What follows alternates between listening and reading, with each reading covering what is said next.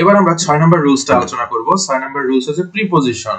Sure থাকো এখান থেকে একটা না একটা তোমরা পেয়ে যাবা এবং খুব সহজ এই স্ট্র্যাটেজির মাধ্যমে এটাও আমরা সলভ করব। দেখো যতগুলা প্রিপজিশন আছে, প্রিপজিশন সম্পর্কে মূলত 3টা পয়েন্ট মাথায় রাখবা, নোট করে রাখো।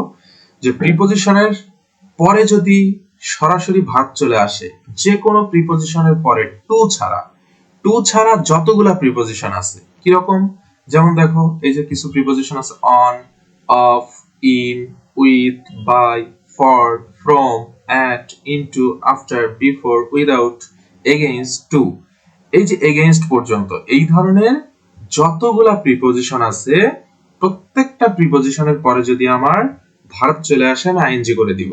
যেমন দেখো আই স্টপ থিংকিং অফ, এই দেখো এখানে কি রয়েছে, এখানে রয়েছে অফ, সুতরাং ডু ভার্বের সাথে আমাকে করতে হবে কি, আইএনজি করতে হবে।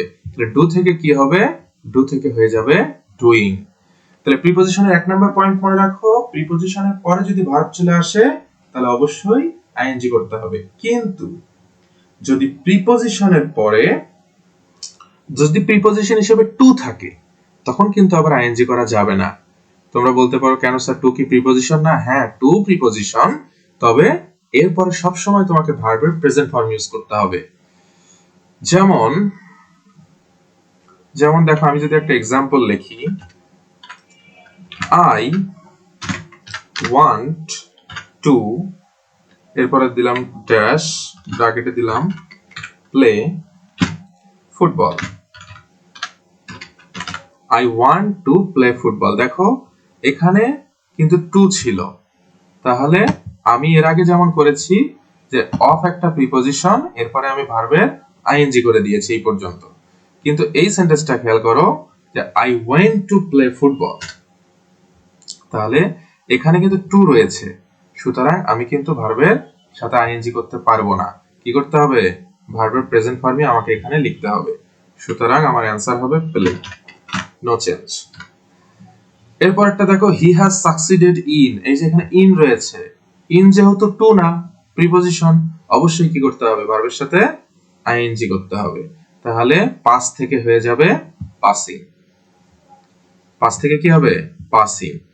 এবার প্রিপজিশনের 3 নাম্বার পয়েন্টটা মনে রাখো, প্রিপজিশন যদি ফ্রেজ আকারে বসে, প্রিপজিশন যদি ফ্রেজ আকারে বসে, যেমন দেখো এখানে কিছু ফ্রেজ উল্লেখ করেছি, would you mind, cannot help, be used to, with a view to, look forward to, get used to, prefer to, devoted to, addicted to, feel like, এগুলোর কোনো একটা যদি থাকে তাহলে অবশ্যই তুমি চোখ বন্ধ করে কি করবা, আইএনজি করে দিবা।